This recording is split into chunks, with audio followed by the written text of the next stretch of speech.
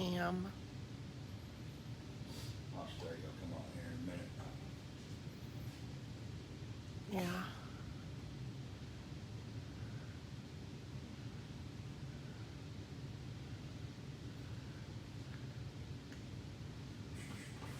There you go.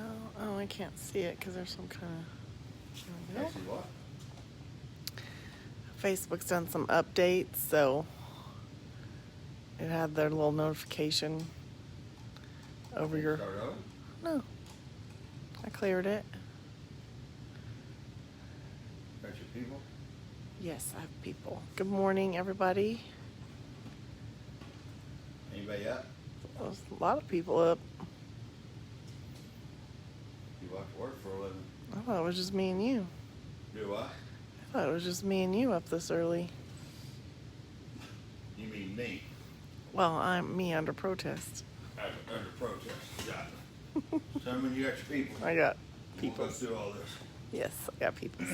Okay, so it's probably going to be a long video because I'm probably not going to do any for a while.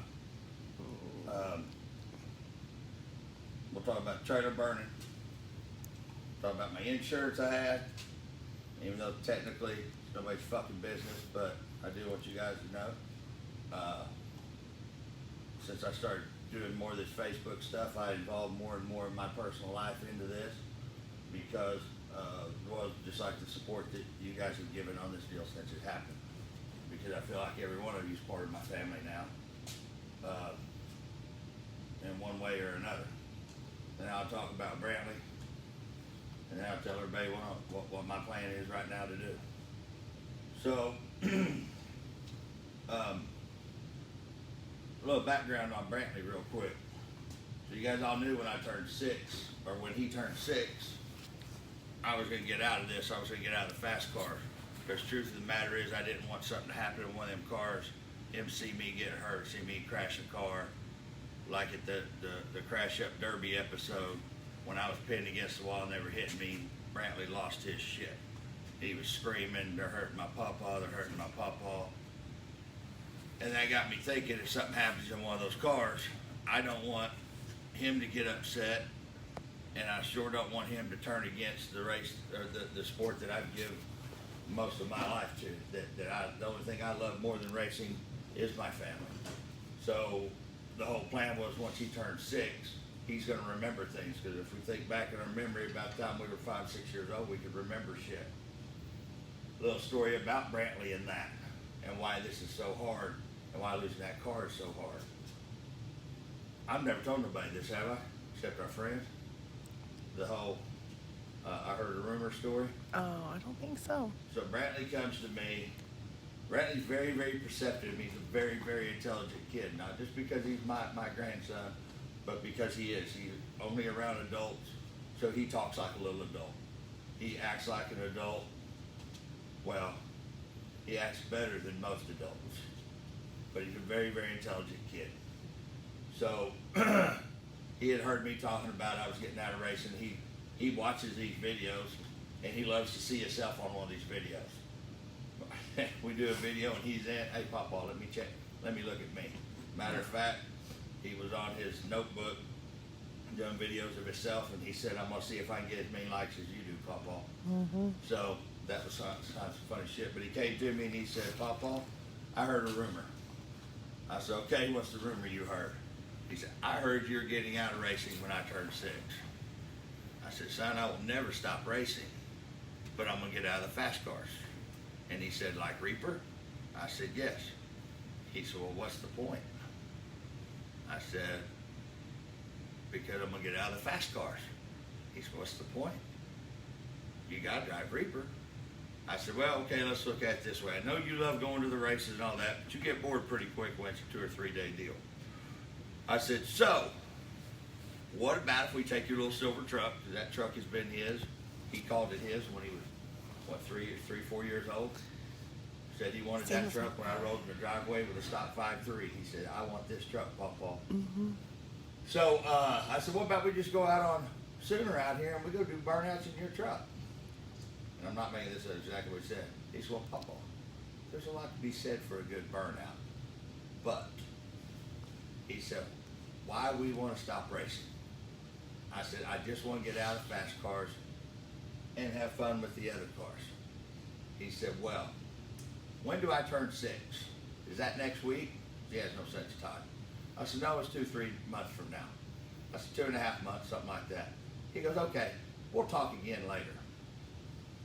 3 weeks ago, Brantlee came up to me and he said, Papa, let's talk. What do you want to talk about? He said, this whole stopping racing thing. I said, son, I can't tell him I don't want to get hurt in front of you and turn you against it. I can't say that to him. Because if I say that, he'll never want to race again if he thinks I'm going to get hurt. Because that boy is my whole world.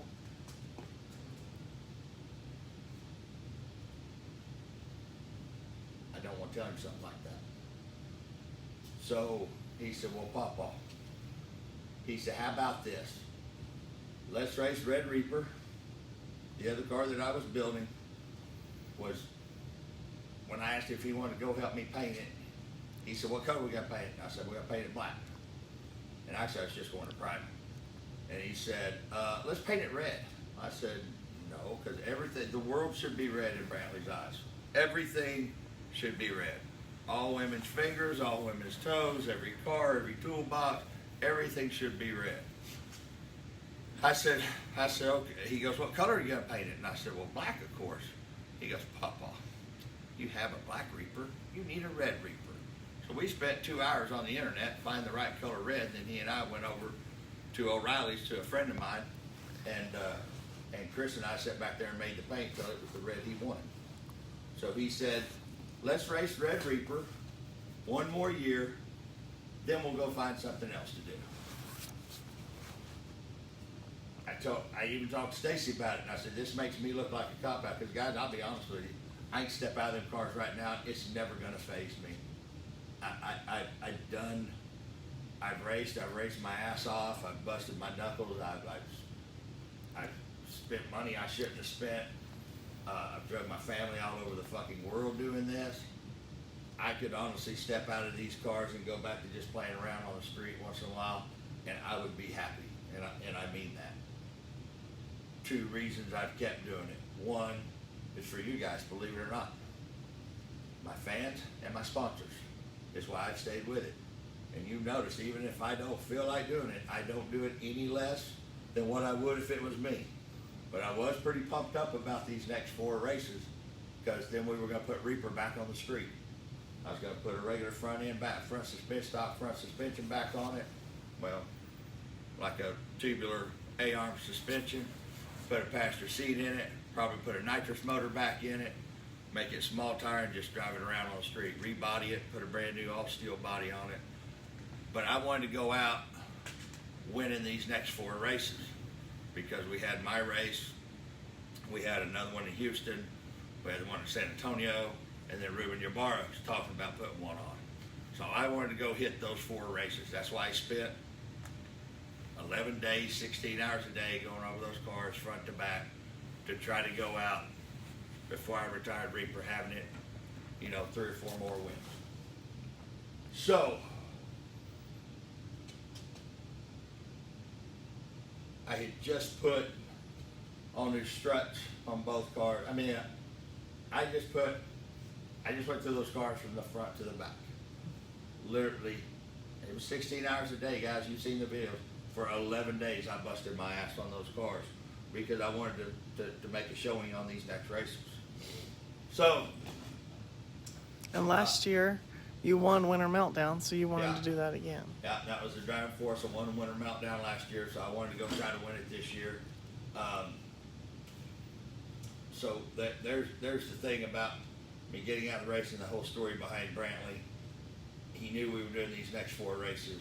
I did not want him to see those cars the way they were. That's why I went down there for 3 days and tore them apart, because if he seen them the way they are right now, in his mind they look repairable. The orange cars are not repairable, guys. Reaper, maybe. But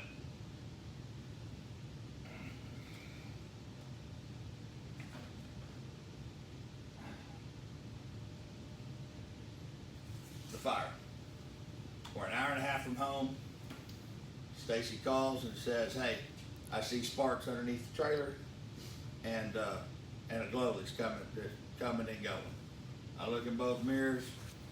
I don't see no sparks. Been a long day. We were supposed to stay the night. When I get it in my head, I want to go home. I want to go home. Brantlee didn't know back because Brantlee went back with Matt because Matt got a new puppy. And when Brantlee hears new puppy, well, he's got to go see the new puppy. So he had better things to do than hang out with Stacy and I.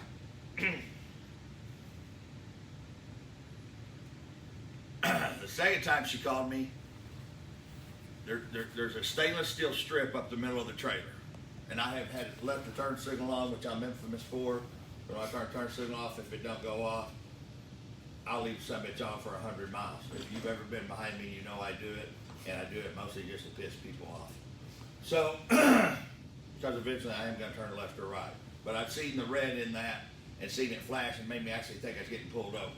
So I thought Stacy was seeing sparks off of the safety chains reflect, or and the tail lights reflecting on that, and that was the glow. So the second time she called me, I couldn't see anything. I just missed it again. The third time she called, she said, "Listen, that glow is coming and going. The sparks are coming and going, and you just lost all the trailer lights." Now I think I need to pull over because the last thing I need to do is lose trailer lights, and I thought something may be wrong. So when I got out of the motorhome, I went over to the door. I could see it was on fire. I could see the glow through the crack in the door, and the wrap was bubbling off. So I ran back to the motorhome. I carried 2 big Halon fire extinguishers in there. They're just for methanol fires in case something ever happened, like the trailer tire catching on fire. Not my whole fucking trailer catching on fire. I went over to the side door. I blasted it. I could see the fire was at the front of the trailer. I blasted it with both fire extinguishers. That didn't slow it down. I took one of the fire extinguishers and I knocked the side window out of Reaper and went through and I pulled the fire system in it. You guys have heard me tell you a million times that car saved my life. I didn't save it. Fuck. I'm gonna get through this. So, 15 minutes, it's gone.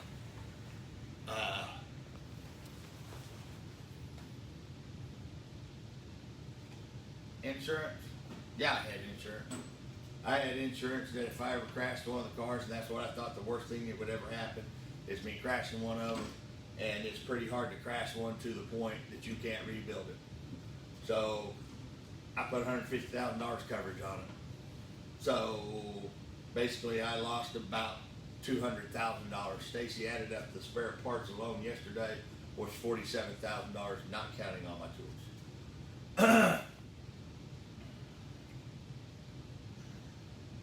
But it's not the money aspect of this that gets me. I can make more money, but I made myself a promise when I stopped. When I signed off both the shows, I made myself a promise. I will take no family money to do this ever again. And I will not take family money to do this ever again, guys. I'm just not going to do it. So, the appearances, the trying to put on the races, and all that stuff was what was funding those cars. I'm not taking my money away from my family to go fucking race cars. I never have. The show did compensate part of the money that was out of spent. And of course, all these people that helped me has made it easier.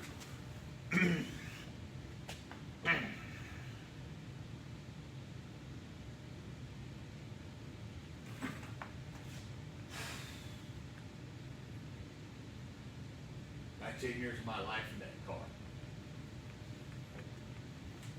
Yeah. $1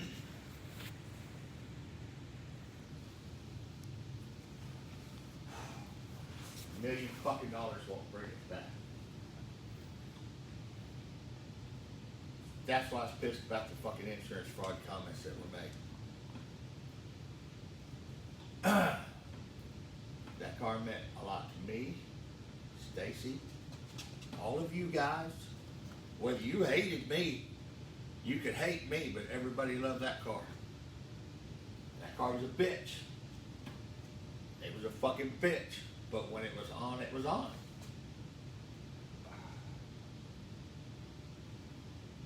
I had freight ships tied up in that car. My brother started his chassis shop and his fabrication shop behind that car. That car runs deep.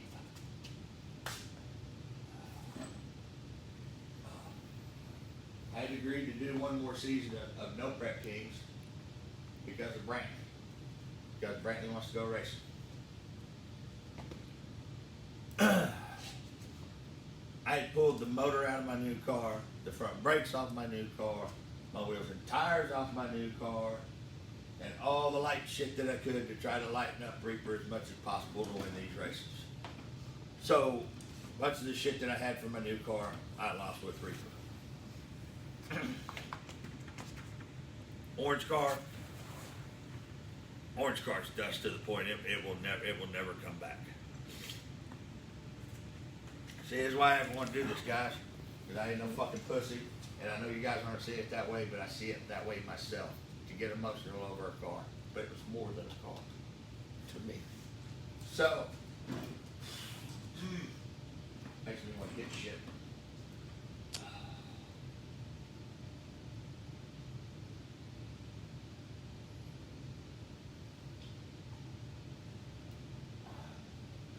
The easiest thing about this has been you guys. And even the insurance adjuster, Modern Muscle, is that who we have? American Modern. American Modern. He's a car guy. Anybody that's a car guy understands what this is all about. If you're not, and even if you're not a car guy, when you see the emotion that's tied up in these, they're not just inanimate objects. You put a part of your soul into every one of these cars when you build them. And you can't get that back when they're gone. That's why I don't sell cars, guys. That's why I don't get rid of my shit. I love every one of these cars. There's something special about every fucking one of them.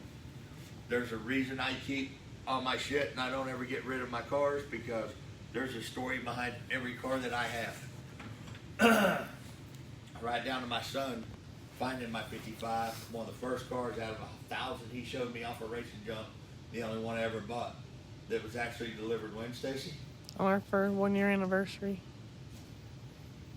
So all of these cars mean something to me, guys.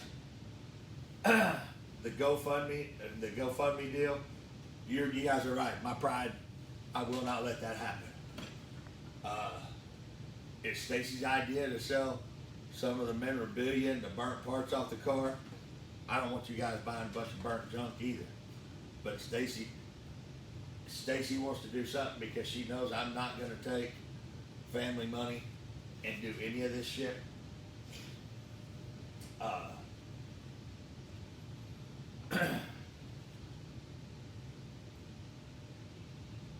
It takes a lot of fucking money to do it. Right now, I don't have it in me. Don't want to go race.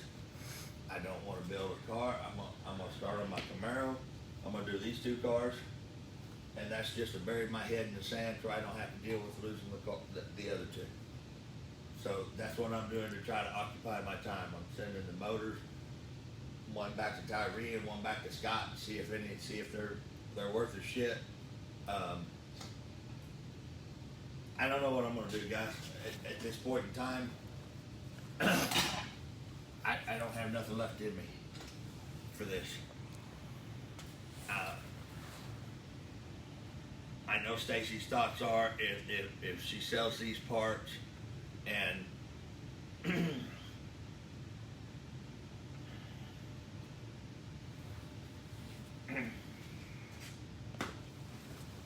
she can do her part in trying to help bring this back. And maybe it will, maybe it won't. You guys have been buying t-shirts unlike you've ever bought t-shirts before. And all of that money, the problem with t-shirts is with me, I give more of them away. Stacy told me a long time ago, if you'd ever quit giving these away, you could actually make money doing it. I've never made money on t-shirts, guys. one, when I'm there racing at an appearance, if you want to sell a lot of shirts, you better be standing right there to sell them. Well, of course, you guys know me. I'm in race mode. I'm not worried about selling shirts. I can't stand there and sign autographs until after the race, until I'm done, because pretty much I'm just a one-man show. And I'll get way off track here, but my head's all fucked up. The motorhome, they asked if we lost the motorhome. Oh, the only thing that saved my motorhome. So even though I got a lot of bad luck every once in a while, I have good luck. We were headed north, the wind was coming out of the north, and it literally blew the fire back and kept it off my motorhome, where all it did was bubble the paint on the back of it and get two taillights. I'm way fucking thankful for that, because I owe more on that motorhome than it's worth, and if I owe more on it than what insurance would have paid, I'd have lost even more money. As of right now, the way we've got it calculated, this deal, I lost about $200,000. And tell them, by the way, if you see something engulfed in flames on the side of the road, don't drive past it. Oh yeah. When something's on fire and you see sparks and shit blowing across the highway, you might want to stop your car and not drive through the middle of it. Which had me trying to step out in front of fucking moving cars to stop them, because I didn't want to see somebody drive through there and something blow. The trailer was exploding. The shit was exploding inside of it. It literally blew the walls off of the trailer. It was all bad. Ryan Martin and Robin Roberts came over and helped me unload the two cars off the trailer. And Ryan made a comment that he goes, man, I don't want to sound like a dick, but Ryan Martin is one of my closest and best friends. And Robin Roberts is quickly becoming one too. He's already a friend. He's becoming one of the closest friends. If anything comes of this, it's worth a fuck, guys. If you own a race car, you own a show car, if you ever put it in a trailer, go have a fucking fire system put in it. It's fucking cheap. Hell, they even sell, now I find out they sell these fucking balls when they hit a certain temperature, it covers the car. Because the number one insurance claim with classic cars, race cars, muscle cars, is trailer fires. I found out. It's not a, I just never thought that I would lose them in a fire and lose them all the way.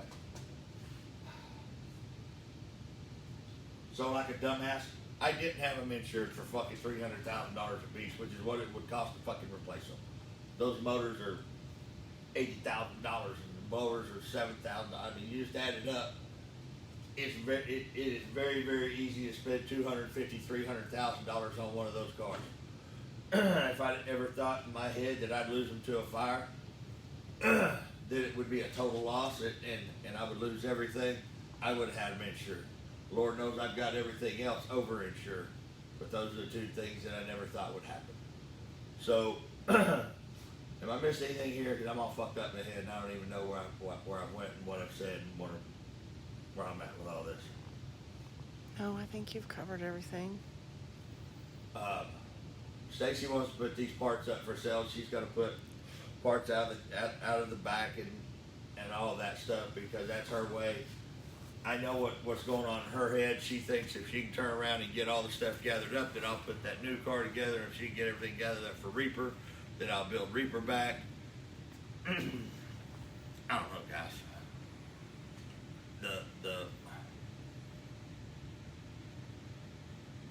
Nobody's gonna do me a GoFundMe page, guys. I'm not gonna let my fans donate money for me to go fucking race a car. I'm just not gonna do it, guys. And it's a pride thing, and it's also the fact that a lot of you don't have the fucking money to spare, and I'm not letting you fucking donate to a goddamn race car or to me. The way I see it, if you guys put money out, you need to get something for it. So if you guys want to buy the shirts, or if you want to message Stacy about buying, I don't know why the fuck you would want burnt parts off the cars, but there's throttle bodies and